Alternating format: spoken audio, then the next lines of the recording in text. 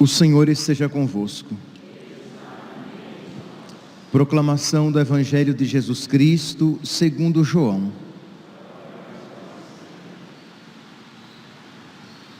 Naquele tempo, Jesus apareceu de novo aos discípulos à beira do mar de Tiberíades.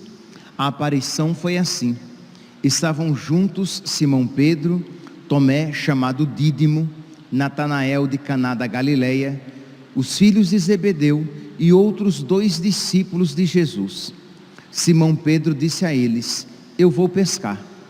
Eles disseram: também vamos contigo. Saíram e entraram na barca, mas não pescaram nada naquela noite. Já tinha amanhecido e Jesus estava de pé na margem, mas os discípulos não sabiam que era Jesus. Então Jesus disse: moços, tendes alguma coisa para comer? Responderam: não. Jesus disse-lhes: lançai a rede à direita da barca e achareis. Lançaram, pois, a rede e não conseguiram puxá-la para fora, por causa da quantidade de peixes. Então o discípulo a quem Jesus amava disse a Pedro: é o Senhor.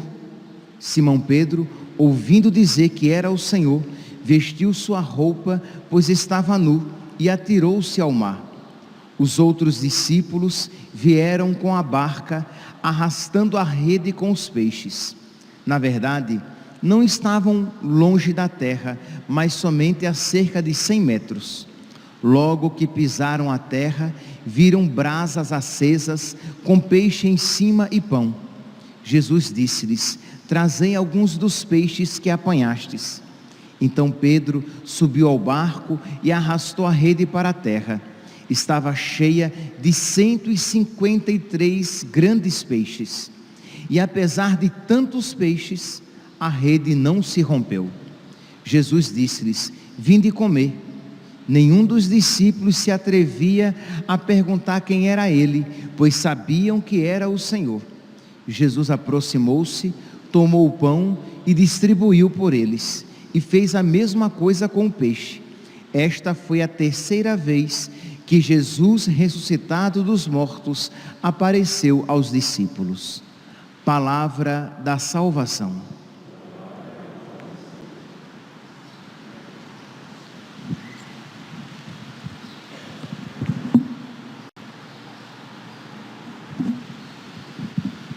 Caríssimos irmãos e irmãs, o Evangelho de hoje, retirado do capítulo 21 de São João, nos apresenta a 3ª aparição de Nosso Senhor aos discípulos. E além da mensagem mesma que nós podemos ver neste Evangelho, de Jesus ressuscitado que aparece, também existe uma belíssima aplicação espiritual para a nossa vida. Então, primeiramente, diz aqui que Pedro e alguns discípulos foram pescar. Eles que tinham sido chamados para serem pescadores de homens, estavam ali, novamente, pescando peixes apenas. E diz então que, aqui no versículo 4, que depois de toda uma noite tentando pescar, eles nada conseguiram. Versículo 4, já tinha amanhecido, eles não tinham pescado nada, e é óbvio, para um pescador, ele sabia muito bem que a noite era o período privilegiado. Mas depois de toda uma tentativa, de toda uma noite de tentativa, nada, já havia amanhecido. Jesus estava de pé na margem, mas eles não reconheceram que era Jesus. E diz aqui que Jesus pergunta: moços, tendes alguma coisa para comer? E eles responderam: não. Isto é, uma humilhação para um pescador, né? Vários ali, e não tinham conseguido absolutamente nada. Jesus diz: lançai a rede à direita e achareis. E o incrível aqui não é apenas o milagre que acontece, mas a obediência dos discípulos, de Pedro e dos discípulos, porque eles tinham tentado durante toda uma noite, e eles não tinham conseguido, mas eles tentaram mais uma vez. Meus irmãos, aqui essa passagem nos ensina esta obediência à palavra de nosso Senhor. Quantas pessoas, e não são poucas, muitas pessoas desanimam na busca da santidade, desanimam na busca, na perseverança da vida espiritual, no crescimento da vida espiritual. Por quê? Porque elas tentaram 1, 2, 3, 4, 5 vezes, e como não conseguiram atingir uma vida espiritual, elas desanimam, quando elas deveriam ouvir o mandato de nosso Senhor: lançai a rede à direita e achareis. Meus irmãos, esta obediência a nosso Senhor. Mas padre, eu não tenho ouvido Deus me falar: tente mais uma vez. Mas você acha que você necessariamente precisa ouvir a voz de Deus para saber que a vontade dele é que você continue combatendo o bom combate, fazendo a sua corrida? Então quer dizer, a nossa vida aqui na terra é um combate constante, é um combate contra os nossos vícios, é um combate contra as nossas limitações humanas, e é um combate contra os demônios, um combate contra as seduções do mundo. Então nós precisamos a cada dia pedir a nosso Senhor que nos conceda o dom da perseverança. Mas a perseverança só acontece num coração humilde. Uma pessoa que não é humilde, depois de 2, 3, 4, 5 tentativas, ela se cansa de tentar, ela diz: isso não é mais para mim, e simplesmente, né, pendura as chuteiras, entrega os pontos, chuta o pau da barraca e diz: isso não é para mim. Os apóstolos, Pedro e os discípulos, Pedro e os apóstolos, depois de uma noite inteira de tentativas, eles obedecem, eles se deixam levar por aquele conselho, e eles lançam a rede mais uma vez. Então aqui, meus irmãos, eu espero que com a graça de Deus haja uma santa insatisfação nos nossos corações, mesmo para alguns progredidos, que haja esta santa insatisfação de que eu preciso me doar mais, eu preciso me entregar mais, eu preciso amar mais. E para aqueles que se encontram no chão, isto é, que ainda não progrediram na sua vida espiritual, depois de tantas e tantas tentativas, às vezes depois de anos de tentativa, que você não desanime de continuar o seu combate, pedir a perseverança. Meu Deus, me ajude a nunca desistir. Meu Deus, não permita que eu me entregue aos desânimos, porque sem sombra de dúvidas, veja aqui o contexto: toda vez que a rede é lançada ao mar, a um lago, ela vem com sujeiras. Não é que ela vem necessariamente completamente vazia, ela vem vazia de peixes, mas vinha com muita sujeira, e muitas vezes aquela rede precisaria ser limpa, a sujeira deveria ser tirada, para depois ser lançada novamente. Então eles estão aqui, já com o dia amanhecendo, eles precisariam limpar a rede e lançá-la novamente. Percebe que é um trabalho custoso, que é um trabalho que requer um esforço da obediência, como aquele trabalho das bodas de Caná. Imagine, na festa estava faltando vinho, e o Senhor manda encher as talhas com água, mas o que está faltando é vinho, mas o Senhor mandou encher as talhas com água. Parece que não tem muita lógica. Como é que eu vou encher as talhas com água, se o que está faltando é vinho? Como é que eu vou lançar a rede mais uma vez de dia, com sol, quando à noite, durante toda uma noite, eu não consegui pescar? Mas, por obediência à palavra de nosso Senhor, buscar mais uma vez. Mas, Senhor, eu já perdi tantas vezes nesta batalha, eu já tentei tantas vezes ser santo e não consegui. Mas você precisa ser perseverante, humilde e confiante na misericórdia de Deus, que não o abandonará. Pedi e vos será dado, batei e vos será aberto, procurai e achareis. E quando o Senhor diz pedi e vos será dado, Ele não diz pedi e logo imediatamente vos será dado, batei e logo imediatamente será aberto, procurai e de imediato achareis. Ele disse pedi, procurai e batei. Então, meus irmãos, essa perseverança na nossa vida espiritual, essa perseverança na luta contra os nossos pecados, as nossas limitações, os nossos apegos desregrados, mas uma verdadeira luta para continuar no caminho do Senhor.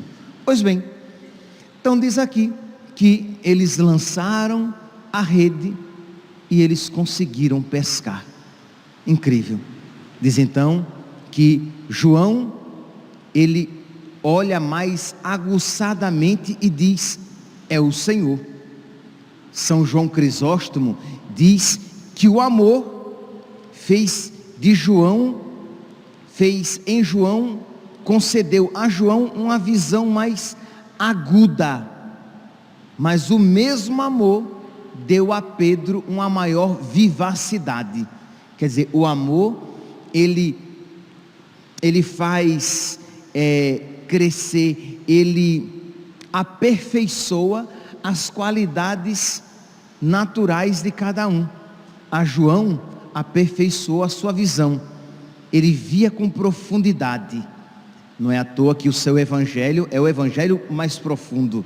Então João olhou e disse: é o Senhor. Mas Pedro, cheio de vivacidade, diz que já vestiu a sua roupa, porque geralmente se pescava apenas com a roupa de baixo, já que aquela túnica impedia, molhada, porque molhava com a água do mar, do lago, impedia o movimento.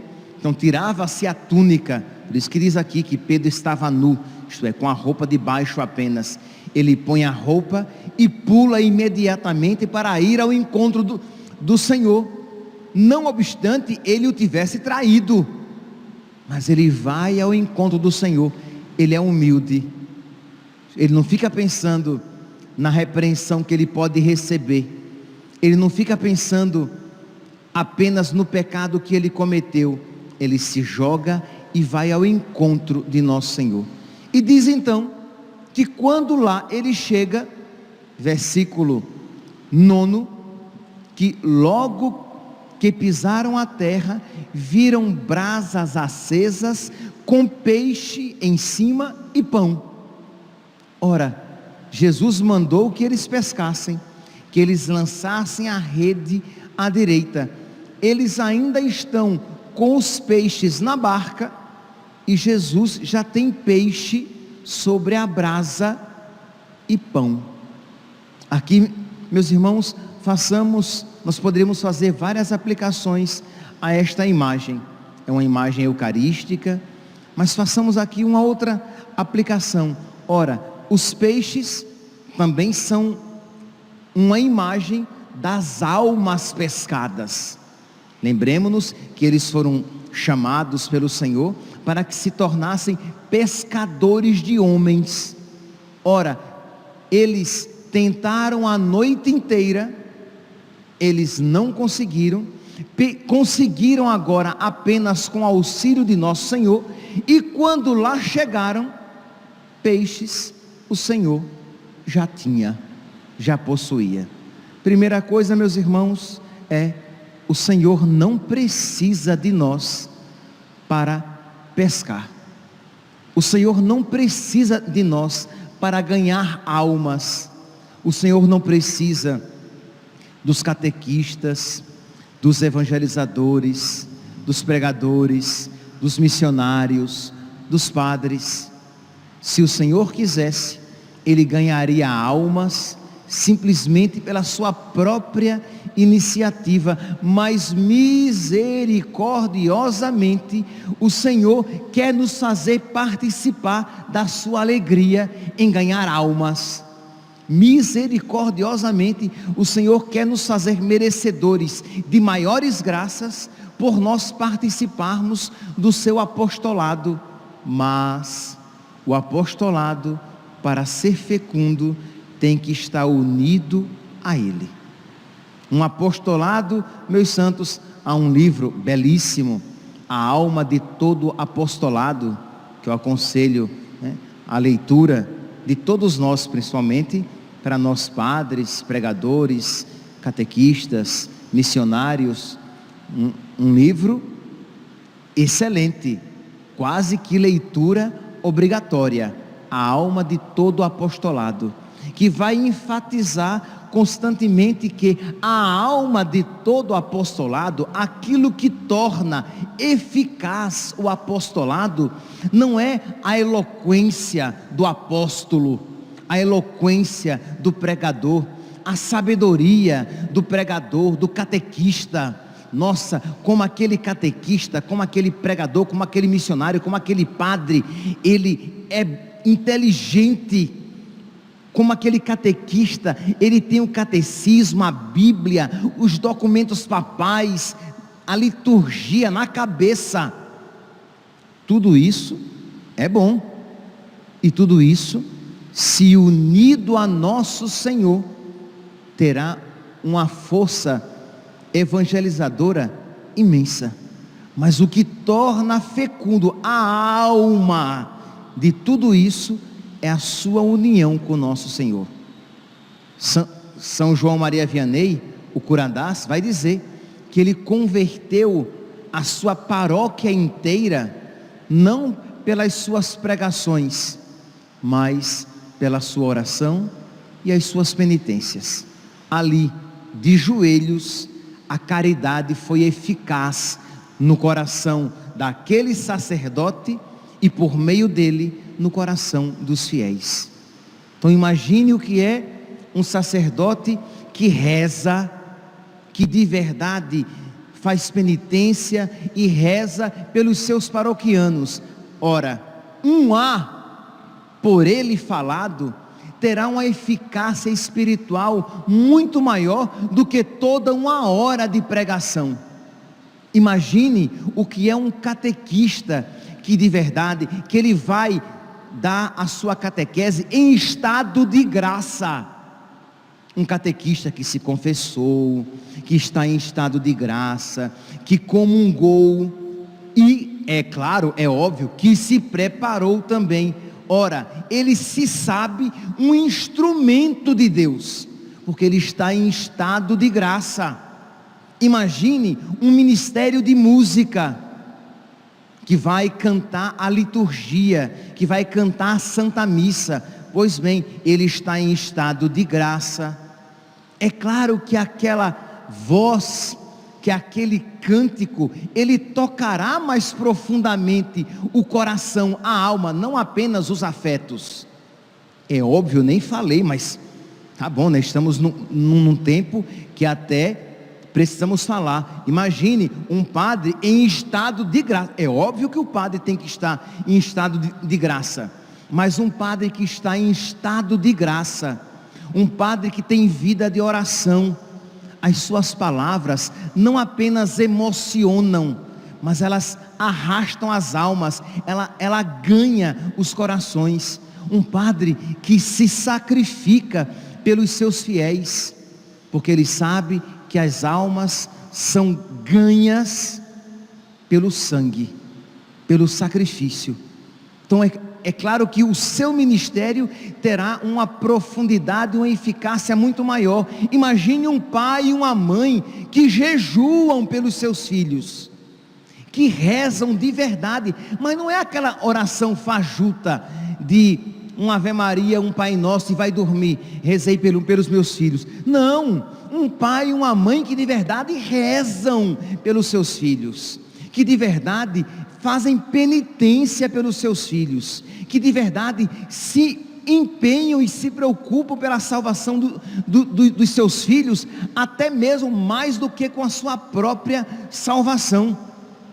É claro que o conselho de um pai e de uma mãe terão muito mais efeito na alma desses seus filhos, porque serão um conselho e uma palavra assumidos pela graça, um conselho e uma palavra ungidos, e não apenas um conselho e uma palavra humana, entende? Então isso se aplica ao sacerdote, ao catequista, ao pai, à mãe, ao pregador. Todas as nossas ações, né?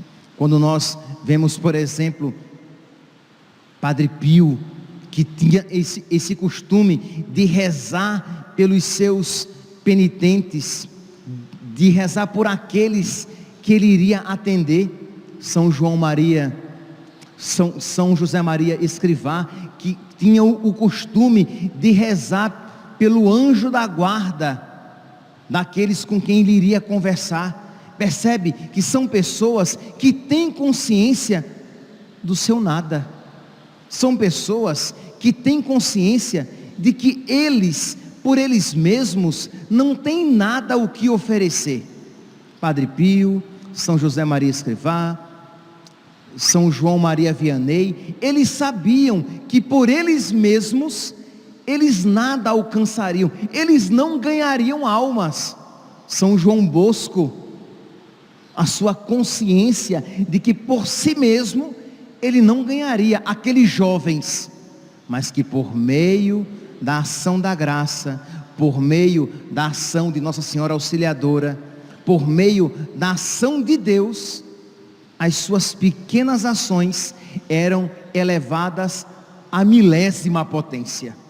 Então, meus irmãos, que isso não seja apenas uma palavra bonita a ser dita, mas que nós creiamos de verdade, que as nossas pequenas ações, os nossos pequenos serviços, os nossos pequenos conselhos, as nossas pequenas pregações, se unidas à graça de Deus, terão um efeito desproporcional.